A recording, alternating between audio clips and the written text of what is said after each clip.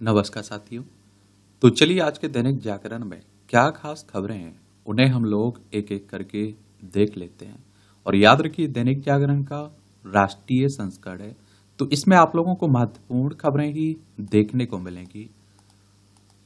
100 ग्राम से चूकी विनेश सदमे में देश है। और विनेश के ओलंपिक सफर का दुखद अंत, 100 ग्राम वजन अधिक होने से डिस्क्वालीफाई कर दिया गया, आयोग घोषित कर दिया गया। प्रधानमंत्री ने आईओए अध्यक्ष पीटी उषा से की बात, आईओए की अपील को यूडब्ल्यूडब्ल्यू ने किया खारिज।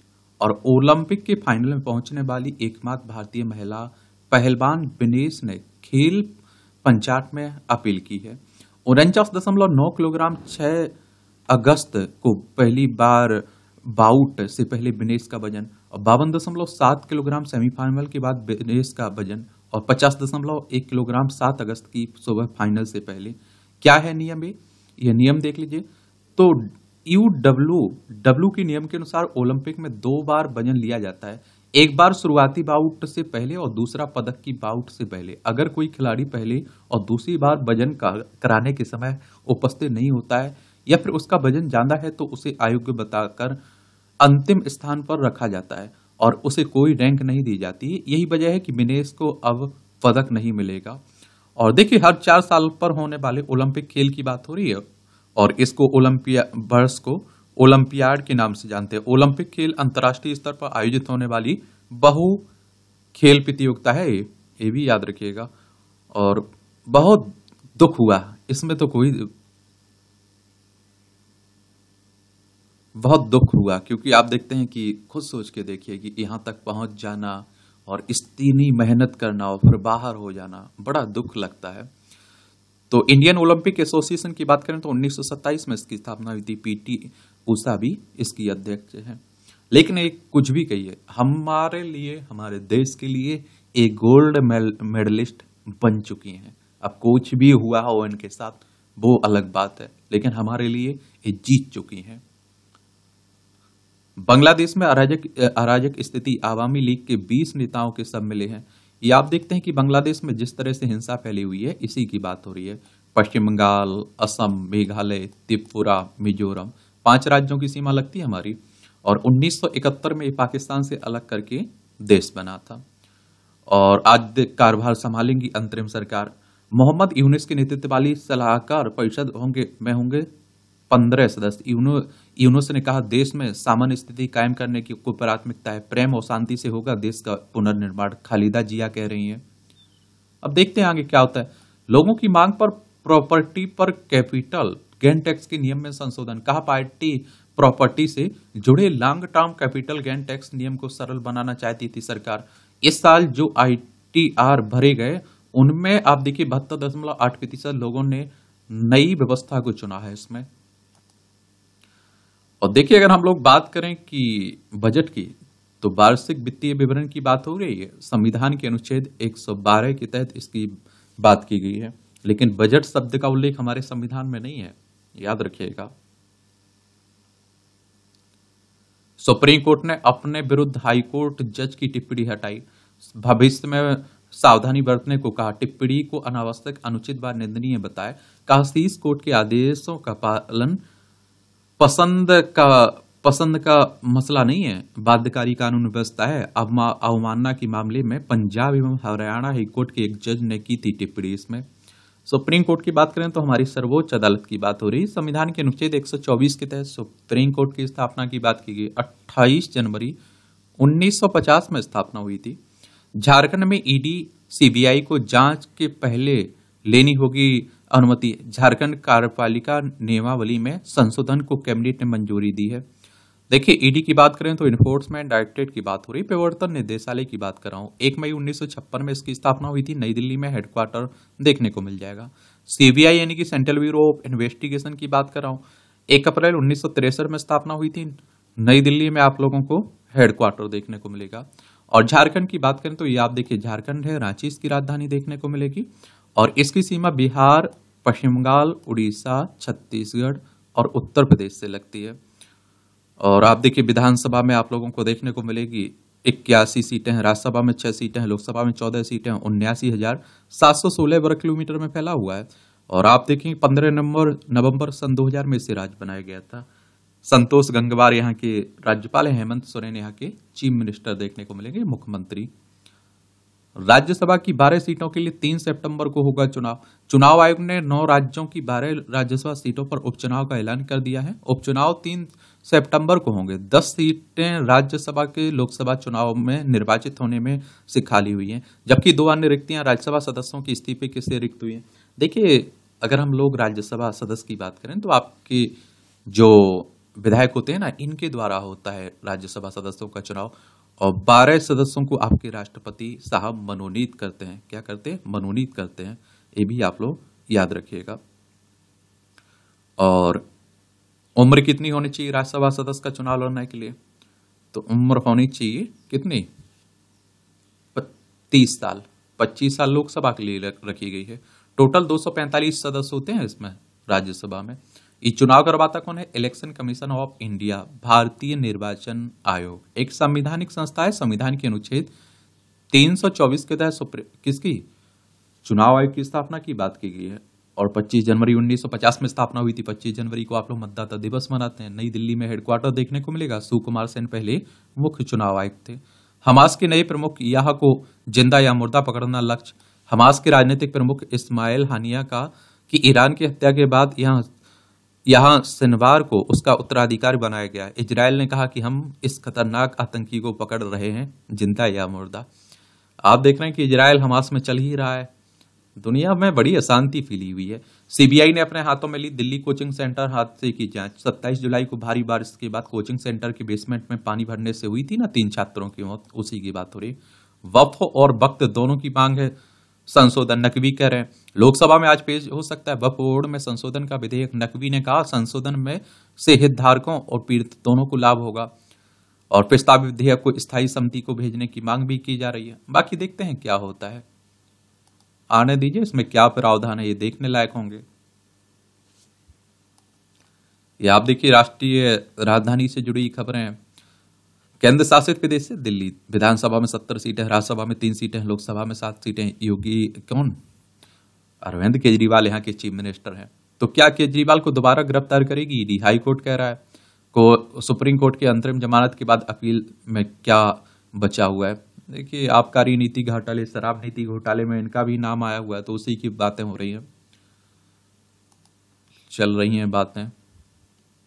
विजेंद्र गुप्ता बने विधानसभा में नेता प्रतिपक्ष, भाजपा विधायक हैं, याद रखिएगा।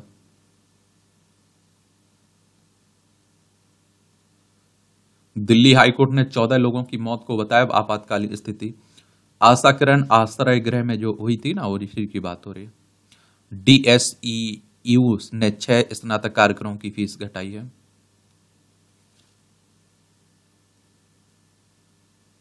DU में प्रवेश का पहला चरण हुआ खत्म। प्राथमिकताएं भरने के लिए 2 दिन बढ़ाए गए। 12 अगस्त से शुरू हो जाएगा स्पोर्ट्स और ECA ग्रेड ट्रायल। अब तक 1.7 लाख छात्रों से भरी है प्राथमिकताएं। 26 गैर नियोजित औद्योगिक क्षेत्रों का होगा विकास। और क्षेत्र का पुनर्विकास पूरा होने पर उसे कंफर्मिंग एरिया नियोजित क्षेत्र घोषित किया जाएगा। करीब 6 लाख नई नौकरियां होंगी पैदा। ये आप देखिए, इन 3 बिंदुओं पर होगा काम। मास्टर प्लान 2041 की जरूरत को ध्यान में रखते हुए लेआउट योजना तैयार करेगी दिल्ली सरकार। लेआउट योजना बनाने में स्थानीय औद्योग एसोसिएशन या सोसाइटी की मदद ली जाएगी। औद्योगिक क्षेत्रों को हरा भरा, स्वच्छ और बेहतर बनाने की दिशा में काम किया जाएगा। सीवरेज, सामान्य अपशिष्ट उपचार संयंत्र, पेयजल आपूर्ति, औद्योगिक अपशिष्ट निपटान की व्यवस्था और सड़कों को बेहतर किया जाएगा। बुनियादी ढांचा उपलब्ध कराने के लिए डेवलपर्स को शामिल किया जाएगा। औद्योगिक क्षेत्र की जरूरतों के हिसाब से अनुसंधान एवं विकास केंद्र, मान्यता प्राप्त टेस्ट लैब, प्रशिक्षण केंद्र, अनुभव केंद्र, tool room, processing centre, business convention centre, कच्चा माल गोदाम, लॉजिस्टिक केंद्र समेत अन्य सुविधाएं भी उसमें उपलब्ध कराई जाएंगी। स्वतंत्रता दिवस समारोह में अतिथि फहराएंगी राष्ट्रीय ध्वज, आम आदमी पार्टी कह रही है। हेल्थ इंश्योरेंस पर GST हटाने के लिए अपने राज्यों के वित्त मंत्री से पूछें। ये लोकसभा में वित्त मंत्री निर्मला सीतारमण ने विपक्ष को दिखाया है ना। और पेट्रोल डीजल के दाम घटाने की मांग पर भी गैर भाजपा शासित राज्य सरकार कटघरे में है। देखिए एक बात और आपको बता दूं यार, जीएसटी की बात करें तो 2017 में आया था, तो उसी की बात हो रही है। वित्त मंत्री बोली केंद्र सरकार ने टैक्स स्लैब को उदार बनाया है। अब ये देखिए संसद में इनके आंसर दिए जा रहे हैं प्रश्नों के। एनपीएस से ओपीएस में बदलाव का समय बढ़ाने का प्रस्ताव नहीं है। ये राष्ट्रीय पेंशन प्रणाली की बात हो रही है। केंद्र को इस साल 14.41 लाख सार्वजनिक शिकायतें मिली हैं। भारत ने अप्रैल जुलाई में 2.6 लाख टन प्याज का निर्यात किया है। निर्यात का मतलब होता है कुछ बेच रहे, आयात का मतलब होता है कुछ खरीद रहे। उपभोक्ता अदालतों में रियल एस्टेट के आप देखेंगे कि 50,258 मामले लंबित हैं। कर्नाटक, हिमाचल प्रदेश, असम को बाढ़ राहत के रूप में सबसे अधिक धनराशि जारी की गई है। असम को आप देखते हैं कि 160 करोड़ रुपए जारी किए गए हैं। और 2022 से 2024 में बाढ़ और भूस्खलन प्रभावित कर्नाटक के लिए 941 करोड़, हिमाचल और असम के लिए क्रमशः 873 करोड़ रुपए और 594 करोड़ रुपए मंजूर किए गए हैं। PM cares for children portal पर 4,264 आवेदन खारिज हुए हैं। पिछले 5 वर्षों के दौरान टोल की दरें 5 बार की गई संशोधित। गडकरी साहब कह रहे हैं मुझे सबसे अच्छा अगर कोई मंत्री लगता है, कोई नेता लगता है तो नितिन गडकरी साहब। उन्हें नहीं किसी से कोई मतलब है, अपना काम करने से मतलब है। रोडों में देखिए, पंजाब, बंगाल सहित 4 राज्यों में अब तक लागू नहीं है आरटीई कानून। देखिए किसकी बात हो रही है, राइट टू एजुकेशन की बात हो रही है। बच्चों की शिक्षा से जुड़े सवाल पर केंद्र ने राज्यसभा में दी जानकारी। राज्यों से अपील, बच्चों के हितों को ध्यान में रखते हुए इसे जल्द करें लागू। पाठ्य पुस्तकों से संविधान की प्रस्तावना हटाने पर राज्यसभा में तीखी बहस। मल्लिकार्जुन खड़गे ने लगाया प्रस्तावना को हटाने का आरोप, नड्डा ने किया खारिज। कहा सुनी सुनाई बात पर सवाल उठाने के स्थान पर तथ्यों पर बात करनी चाहिए। गोयल ने बिम्स्टेक देशों को प्रस्तावित एफटीए पर पुनर्विचार का दिया सुझाव। बिम्स्टेक के बारे में जान लीजिए। और मुक्त व्यापार समझौता यानी कि किसकी बात हो रही है, ये बात हो रही है व्यापार के लिए जो आप लोग देखते हैं ना, मुक्त व्यापार समझौते की। और बिम्स्टेक की बात करें तो आप देखते हैं कि इसमें Bangladesh, Bhutan, India, Myanmar, Nepal, Sri Lanka, Thailand आपको देखने को मिलेगा। ऑफिशियल भाषा इसकी इंग्लिश है। ढाका बांग्लादेश में इसका सेक्रेटेरिएट देखने को मिलेगा। 6 जून 1997 में इसकी स्थापना हुई थी। नए सेवा गुणवत्ता मानदंडों पर पुनर्विचार से ट्राई का इनकार। कंपनियों को सेवा बाधित होने पर उपभोक्ताओं को देना होगा मुआवजा। प्रत्येक गुणवत्ता मानक को पूरा न करने पर जुर्माना अब 1 लाख रुपए। और मैं तो कहता हूं कि इस तरह की जो फर्जी कॉल आते हैं ना, आजकल आप देखते हैं मालूम ही नहीं चलता कि ये कंपनी का कॉल है किसी का, या आप देखेंगे कि किसी व्यक्ति को ही कॉल कर रहा है, तो उन पर भी प्रतिबंध लगना चाहिए। या मालूम तो चल जाना चाहिए कि किसी कंपनी का कॉल है, क्रेडिट कार्ड के लिए, बैंक वाले के लिए, कोई भी किसी भी तरह लालच के लिए। अब बच्चे पढ़ेंगे चंद्रयान सहित देश पर गर्व करने वाली कहानियां। बाकी अन्य कक्षाओं की किताबें भी 2 वर्षों में चरणबद्ध तरीके से लाई जाएंगी। 3वीं और 6ठी कक्षा के लिए एनईपी के तहत तैयार नई पाठ्यक्रम पुस्तक की गई जारी। इस सत्र से इन किताबों को पढ़ सकेंगे बच्चे। अन्य कक्षाओं की भी किताबें जल्द। आने वाले समय में पुस्तकों को तैयार करने का काम अंतिम चरण में। भारत को क्यों इंडिया का नाम दिया गया? भारत इंडिया नाम को लेकर अब अक्सर राजनीति होती रहती है। ऐसे में 6ठी कक्षा के सामाजिक विज्ञान की नई पाठ्य पुस्तक में एनसीईआरटी ने इंडिया दैट इज भारत नाम से एक पाठ रखा। इसमें बताया गया कि देश का प्राचीन नाम क्या था, इस साथ ही देश का इंडिया नाम कैसे विदेशी लोगों ने रखा। इसके साथ ही इसमें देश की संस्कृति और उसके इतिहास की भी पूरी जानकारी दी गई है। और मैं आप लोगों से क्या कहता हूं, आप लोगों से यही तो कहता हूं कि एनसीईआरटी आप लोग पढ़िए, आपका बेस मजबूत होगा, आधार मजबूत होगा। और एनसीईआरटी एक संस्था है और बड़ी रिसर्च करके ये किताबें लिखती है। इसकी स्थापना 1 सितंबर 1961 में हुई थी। नई दिल्ली में आप लोगों को हेडक्वार्टर देखने को मिल जाएगा। देखिए, अच्छे से पढ़िए। अब जम्मू कश्मीर एक केंद्र शासित प्रदेश है। यहाँ विधानसभा चुनाव करवाने की बातें हो रही हैं। देखिए, लद्दाख, हिमाचल प्रदेश, पंजाब से इसकी सीमा लगती है, अंतर्राष्ट्रीय सीमा पाकिस्तान से लगती है। बाकी देखते हैं क्या होता है।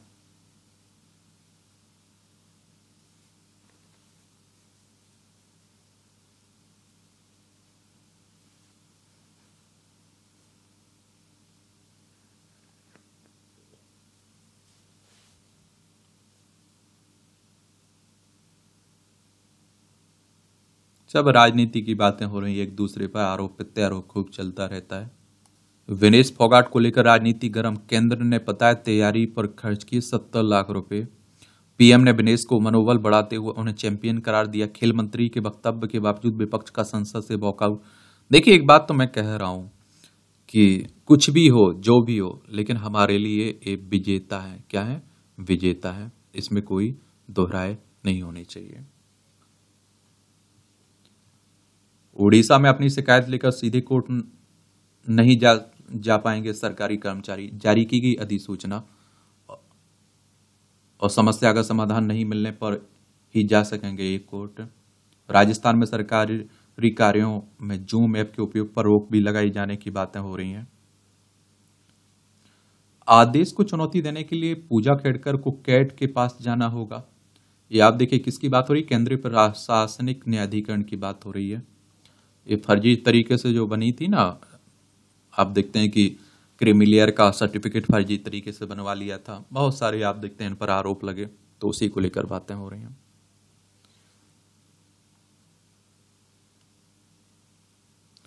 योगी बोले हिंदुओं को इतिहास से सीख लेकर अब एकजुट होना होगा। अब उत्तर प्रदेश के मुख्यमंत्री हैं, देख लीजिए, लखनऊ इसकी राजधानी है। अंतर्राष्ट्रीय सीमा नेपाल से लगती राज्यों में बिहार हो गया, झारखंड, छत्तीसगढ़, मध्य प्रदेश, राजस्थान, हरियाणा, हिमाचल प्रदेश, उत्तराखंड और दिल्ली से लगती है। विधानसभा में यहाँ 70 सीटें हैं। कितनी? विधानसभा में 403 सीटें हैं, दिल्ली में 70 सीटें, राज्यसभा में 30 सीटें हैं, लोकसभा में आप देखते हैं कि 80 सीटें हैं। एक तो आप लोग सबसे पहले ये याद रखिएगा कि उत्तर प्रदेश की सीमा सबसे ज्यादा राज्यों से लगती है, 8 राज्यों से लगती है और एक केंद्र शासित प्रदेश से लगती है। और यहाँ के मुख्यमंत्री योगी आदित्यनाथ हैं, राज्यपाल आनंदीबेन पटेल हैं। विधानसभा में आप देखिए 403 सीटें हैं, विधान परिषद भी है जिसमें 100 सीटें हैं, राज्यसभा में 31 सीटें हैं, लोकसभा में 80 सीटें हैं।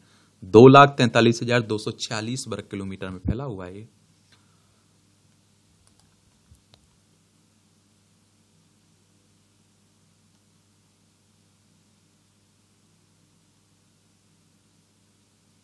मध्य प्रदेश में मंत्री बनाने के लिए विधायक से 1.25 लाख मांगने वाला गिरफ्तार हुआ। भाजपा के राष्ट्रीय अध्यक्ष के दिल्ली कार्यालय में बताया अपनी पदस्थापना। देख लीजिए, इस तरह के भी फर्जीवाड़े हो जाते हैं। विकसित भारत के लिए एडमिरल त्रिपाठी ने पेश किया नौसेना के विजन। ये आप देखिए, नौसेना प्रमुख एडमिरल दिनेश के त्रिपाठी ने बुधवार को CNS कोड टू स्टीयर 2024 नामक एक दस्तावेज जारी किया, जिसमें विकसित भारत के लिए नौसेना के विजन को पेश किया गया है। भारतीय नौसेना की प्रवक्ता के अनुसार यह दस्तावेज युद्ध के लिए तैयार, विश्वसनीय, एकजुट और भविष्य के लिए तैयार नौसेना पर प्रकाश डालता है। नौसेना प्रमुख ने नौसेना को भारत की समुद्री शक्ति के प्रमुख के रूप में लक्ष्य को पूरा करने के लिए समर्पण और संकल्प के साथ आगे बढ़ने का निर्देश दिया। उन्होंने नेतृत्व के पदों पर बैठे अधिकारियों से बदलाव का प्रबंधन करने और देश के समुद्री हितों की रक्षा के लिए नौसेना को सही रास्ते पर रखने के लिए CTS 2024 का लाभ उठाने का आग्रह किया। बता दें कि एडमिरल त्रिपाठी ने 30 अप्रैल को भारतीय नौसेना के 26वें नौसेना प्रमुख के रूप में कार्यभार संभाला। उन्होंने एडमिरल R हरि कुमार का स्थान लिया था। ये अगोहा टीले के सर्वे में मिले ईंट पत्थरों के मजबूत समूह, एक मंच भी दिखा इसमें। हरियाणा विधानसभा सचिवालय में हाल ही में अगोहा डेवलपमेंट कमेटी के विधानसभा अध्यक्ष ज्ञान चंद्र गुप्ता की अध्यक्षता में बैठक हुई। इसमें अगोहा में स्थापित की जाने वाली बड़ी परियोजनाओं पर विस्तृत चर्चा की गई। अग्रोहा के विकास का खाका तैयार कर उसे डेवलप किया जाएगा। बैठक में अग्रोहा टीले अध्ययन के लिए एक की गई GPR ground penetrating radar report प्रस्तुत की गई। और आप देखिए, डॉन से टीले का डिजिटल मैपिंग की गई है इसमें। और 1939 और सन 1979 में 2 बार खुदाई हुई है। और 0.05 मीटर गहराई पर प्रोफाइल ग्रिड का मजबूत प्रतिबंध है। टीले के में जमीन के नीचे स्तूप के निकट 0.05 मीटर की गहराई पर प्रोफाइल ग्रिड का मजबूत प्रतिबंध दिखता है। मजबूत क्लस्टरिंग प्रतिबंध में प्रोफाइल पर एक मंच या फिर ईंट वेट संरचना मिली है। यहाँ नीचे दबी हुई दीवारें भी दिखाई दी। 10 एकड़ जमीन मांगी गई है इसमें। चलिए, ये अग्रोहा की को अंग्रेजियों ने 1926 में घोषित किया था संरक्षित स्थल। महाराजा अग्रसेन की राजधानी रही अग्रोहा में महाराजा अग्रसेन काल सभ्यता आज तक दबी हुई है। ऐतिहासिक पुरातन स्थल अग्रोहा के बारे में प्राप्त दस्तावेजों के अनुसार भारत में ब्रिटिश शासनकाल में एक रोबोट्स नाम के वैज्ञानिक हुए जिन्होंने 15 दिन का पुरातत्व सर्वे किया और 1926 में नोटिफिकेशन जारी कर दिया। अग्रोहा के आसपास के क्षेत्र को संरक्षित घोषित कर दिया था। इन्होंने क्या संरक्षित कर दिया था, तो उसी की बात हो रही है।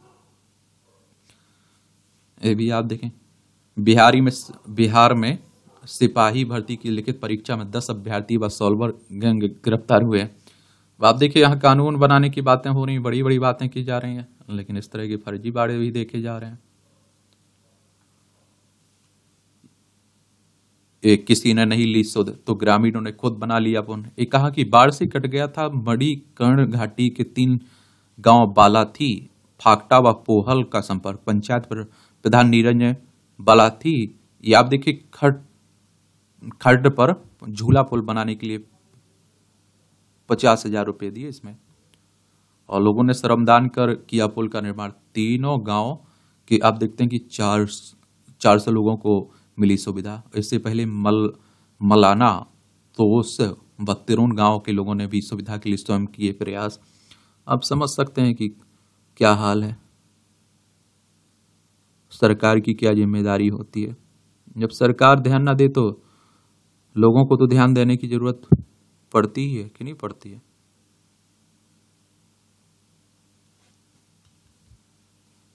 सूरत के ACJM सुप्रीम कोर्ट की अवमानना की दोषी। अग्रिम जमानत के बावजूद आरोपित को पुलिस ने हिरासत में भेजने का मामला। ACJM दीपाबेन संजय कुमार ठाकर के साथ इंस्पेक्टर RY रावल को भी पाना दोषी। या आप देखिए एडिशनल चीफ जुडिशियल मजिस्ट्रेट की बात हो रही है। असमानता रोकने का शक्तिशाली शासन है संविधान, हमारे प्रधान न्यायाधीश कह रहे हैं DY चंद्रचूड़ साहब। सुप्रीम को एक PMLA फैसले पर पुनर्विचार अर्जियों पर 28 को सुनवाई होगी। Prevention of money laundering act की बात हो रही है। अशोक गहलोत के पुत्र के कार्यकाल में RCA में घोटाला दर्ज होगा केस, से आप देखेंगे। ये राजस्थान क्रिकेट एसोसिएशन की बात हो रही है। इसमें हाईकोर्ट में दी जा सकेगी वक्फ बोर्ड के फैसले को चुनौती। केंद्र सरकार वक्फ बोर्ड अधिनियम 1995 में बदलाव के लिए गुरुवार को लोकसभा में विधेयक पेश कर सकती है। इसके अलावा 1923 के वक्फ अधिनियम को खत्म करने के लिए एक और विधेयक भी लाया जा सकता है। तो हाईकोर्ट में कर सकेंगे बोर्ड के खिलाफ अपील। नए कानून के तहत किसी संपत्ति को वक्फ के तौर पर पंजीकृत करने से पहले नोटिस जारी करना होगा।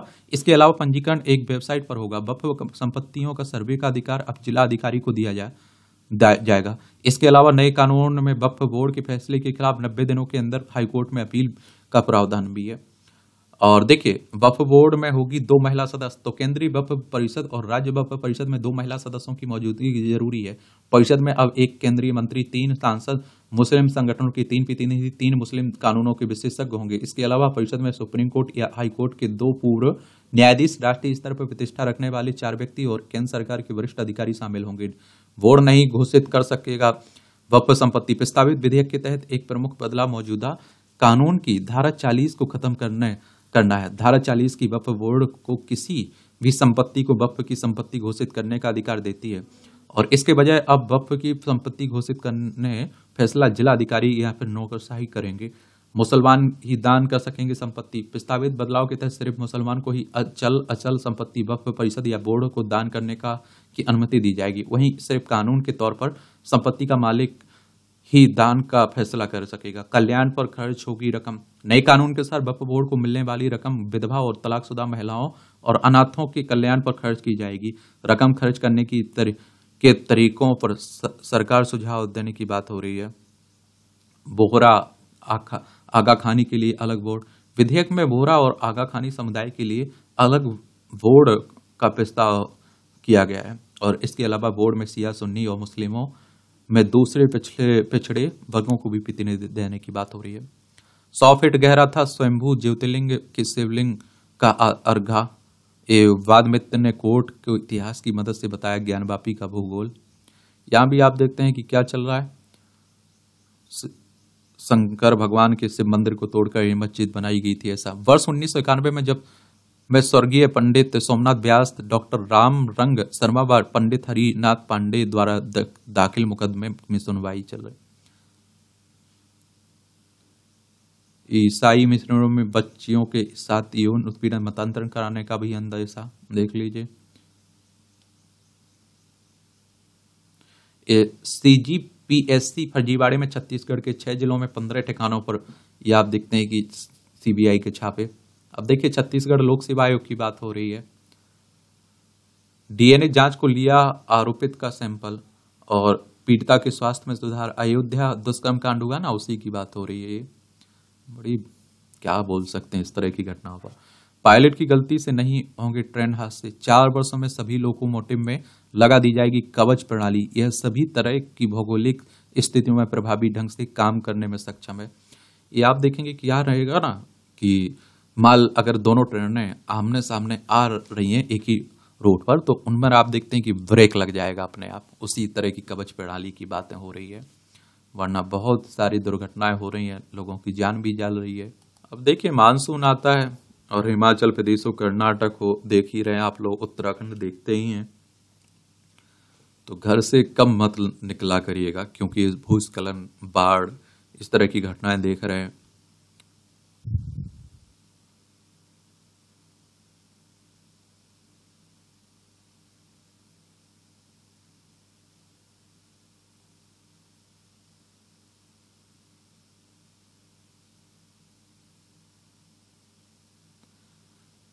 यूट्यूब शॉर्ट्स ने 1 लाख करोड़ व्यूज का आंकड़ा पार किया, नील मोहन कह रहे हैं, पता नहीं।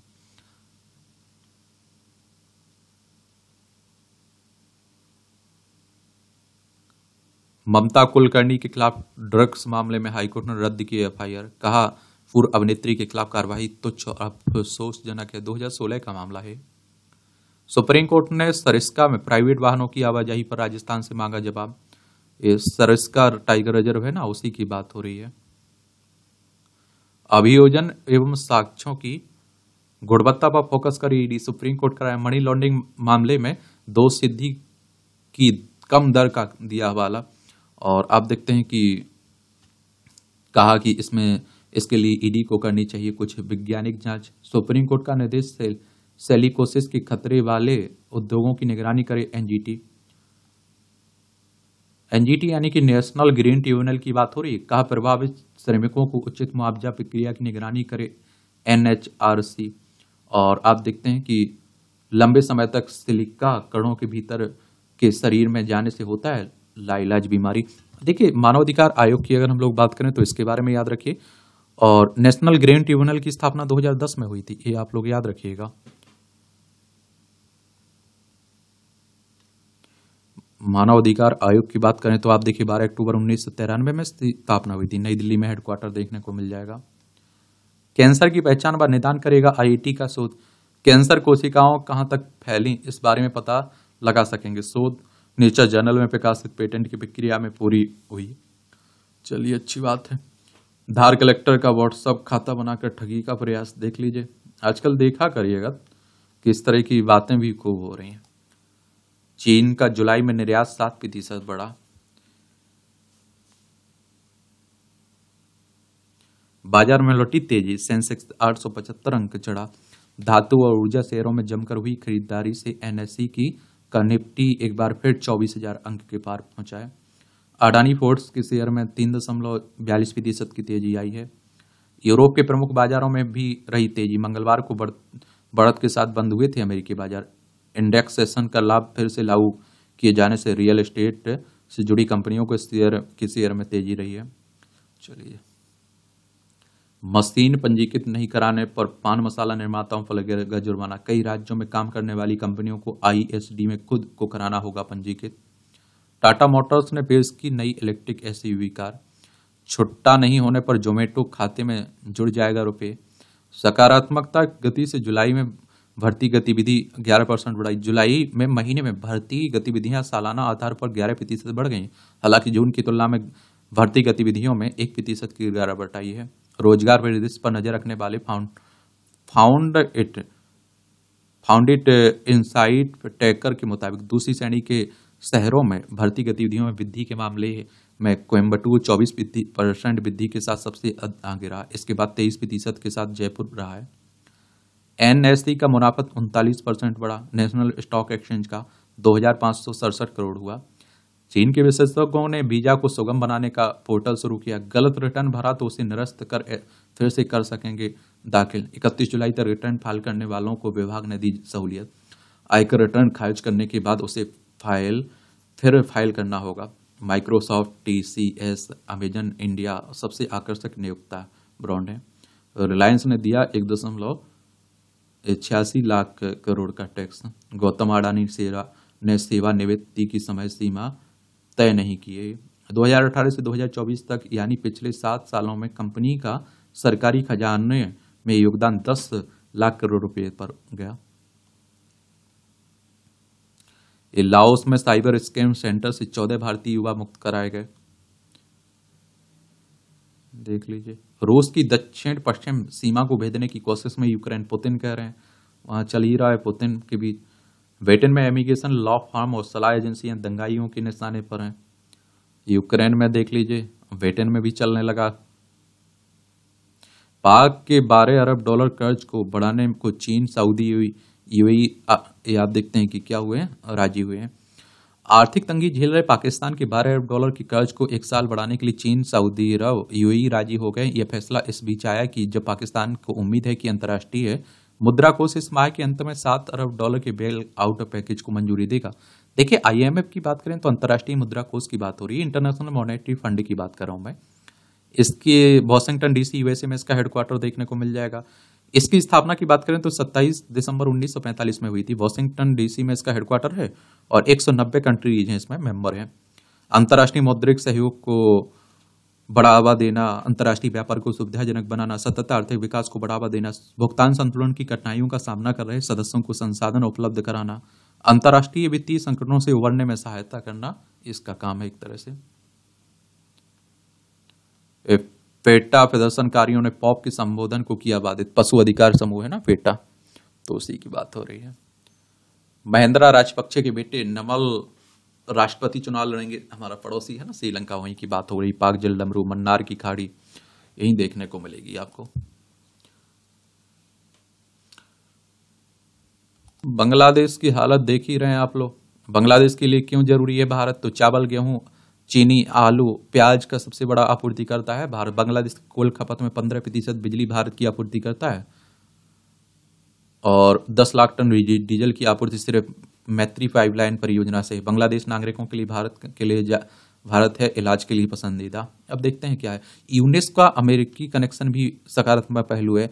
नोबेल पुरस्कार विजेता मोहम्मद यूनुस के अमेरिकी कनेक्शन को भी भारत सकारात्मक पहलू मान रहा है। यूनुस पर जब पूर्व हसीना सरकार की तरफ से कई तरह के मामले दर्ज किए जा रहे थे, तब अमेरिका के सांसदों ने इसके खिलाफ आवाज उठाई थी। पूर्व राष्ट्रपति बराक ओबामा के कार्यकाल में यूनुस को अमेरिका के 2 सर्वोच्च सम्मानों से नवाजा गया था। भारत इस बात से फिलहाल संतोष कर सकता है कि अंतरिम सरकार की बागडोर पाक परस्त जमात के किसी नेता के हाथ नहीं दी गई। एक और बात बताऊं आपको, देखिए क्या है, यहाँ शांति होनी चाहिए, पहले स्थिरता होनी चाहिए, कुछ भी हो, ठीक है। बाकी देखते हैं क्या होता है। हमारा पड़ोसी है तो हमारे लिए चिंता का कारण भी बनता है ना, समझ रहे हैं। एक खालिदा के समर्थकों की भीड़ है।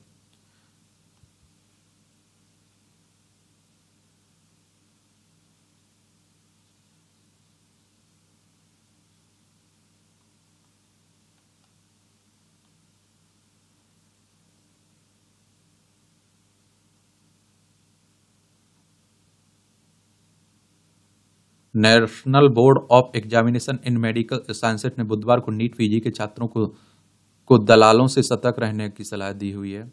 ये आप देखिए। अब आप देखिए अंतरराष्ट्रीय क्या खेल से जुड़ी खबरें हैं, देखते हैं क्या होता है। और क्या, भारतीय कुश्ती महासंघ के अध्यक्ष संजय सिंह ने बुधवार को विनेश से पैरे ओलंपिक से बाहर होने के बाद उनसे साथ जुड़े सहयोगी स्टाफ के विरुद्ध कार्रवाई की मांग करते हुए कहा कि फाइनल से पहले वजन को दायरे में नहीं रखने की गलती स्वीकार नहीं है। क्या बोल सकते हैं, इस पे कहना बड़ा मुश्किल है। और गलत हुआ, बस बहुत गलत हुआ जो भी हुआ है। क्योंकि दुख, क्योंकि देखिए इतनी मेहनत करके बच्चियों ने, आप देखते हैं कि लड़कियों ने मेहनत की, कितना उनके साथ यहाँ हमारे देश में भेदभाव हुआ, नेता के खिलाफ बैठी नहीं वो धरने पर, उसका कुछ नहीं बिगड़ा नेता का। आज भाला फेंक कर इतिहास रचने उतरेंगे नीरज चोपड़ा। शुभकामनाएं। लॉस एंजल्स की तैयारी शुरू हुई, मनु भाकर कह रही हैं। पेरिस में विनेश के वर्ग में खेलने वाली अंतिम बंगाल पहले ही दौर में हारी थी ना। दीक्षा डागर पहले दिन 7वें नंबर पे, अदिति 13वें नंबर पे है। ये मेजेन ने लगाया स्वर्णिम पंजा। ओलंपिक में हो रही बात। 27 वर्ष बाद भारतीय टीम श्रीलंका में हारी वनडे सीरीज। लोकप्रिय ऐप के बड़े धोखे भी है। मैं तो कहता हूं जहां क्या रहता है, लालच आता है ना, बड़े लाभ की बातें होती है ना, वहां लुटने की चांस सोचा करिए ज्यादा है। आजकल नौकरी के नाम पर बड़ा हो रहा है। छत्तीसगढ़ में होगा देश का तीसरा सबसे बड़ा टाइगर रिजर्व।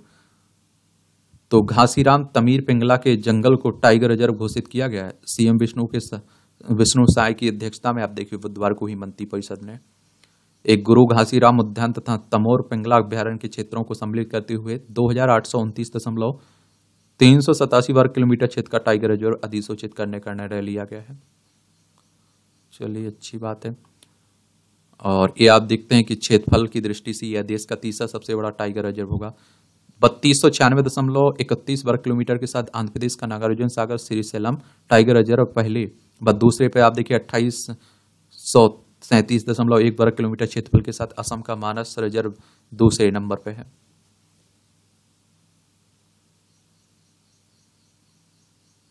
सिरसा में पुलिस ने डेरा अनुयायियों को किया नजरबंद। इंटरनेट सेवाएं बाधित हुई हैं। डेरा जग मालवाली गद्दी का विवाद चल रहा है ना, उसी की बात हो रही है। यहाँ भी आप लोगों को जनरल नॉलेज की जानकारी मिल जाती है, परीक्षा के पॉइंट भी से भी पॉइंट मिल जाते हैं। ब्रिटिश शासन से आजादी के लिए शुरू हुआ भारत छोड़ो आंदोलन 1942 में। आज ही गांधी जी ने अब बम्बई यानी कि मुंबई में अंग्रेजों से आजादी के लिए भारत छोड़ो आंदोलन शुरू किया था। इसी दौरान गांधी जी ने करो या मरो का नारा दिया था तथा देश में प्रदर्शन होने लगे, और इस आंदोलन ने अंग्रेजों को भारत की आजादी के बारे में सोचने पर मजबूर कर दिया था। अंतरिक्ष पहुंचने वाली पहली शिक्षिका बनी बारबरा मॉर्गन। 2007 में आज ही बारबरा मॉर्गन सुरक्षित रूप से अंतरिक्ष पहुंचने वाली पहली शिक्षिका बनी थी। वह नासा के स्पेस शटल एंडेवर से अंतर्राष्ट्रीय अंतरिक्ष स्टेशन पहुंची थी। इससे पहले अंतरिक्ष मिशन के लिए चुनी गई पहली शिक्षक क्रिस्टा मैकालेक को 1986 में अंतरिक्ष यान दुर्घटना में मृत्यु हो गई थी। हिंदी साहित्य के प्रमुख स्तंभों में से एक थे भीष्म साहनी। साहित्यकार भीष्म साहनी का जन्म 1915 में आज ही अविभाजित भारत के रावलपिंडी या पाकिस्तान में हुआ था।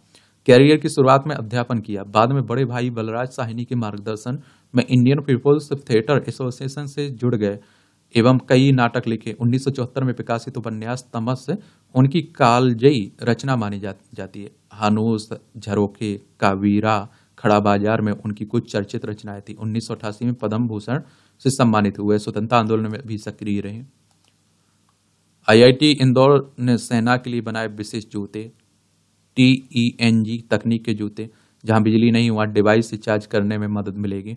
जूतों में लगे GPS और IFID सिस्टम भी है। इसमें खिलाड़ियों, बुजुर्गों और श्रमिकों में भी आ सकेंगे काम।